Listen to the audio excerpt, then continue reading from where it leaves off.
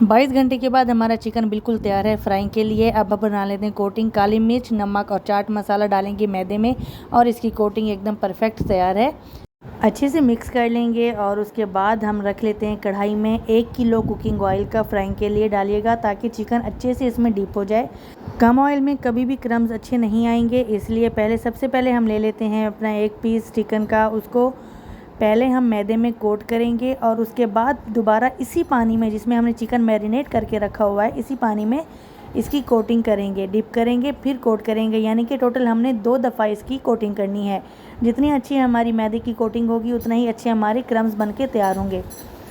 अब देख सकते हैं, दबा दबा के कीजिए। उसके बाद आप लेग से पकड़ के झाड़ लीजिए। अब इसके क्रम्स बिल्कुल तैयार हैं। अब हम इसको फ्राई कर लेते हैं हल्की आंच पर ताकि इसके अंदर कोई भी कच्चापन ना रह जाए। फुल आंच पर करने से ये फ़ौरन जल जाएगा और अंदर से कच्चा रह जाएगा।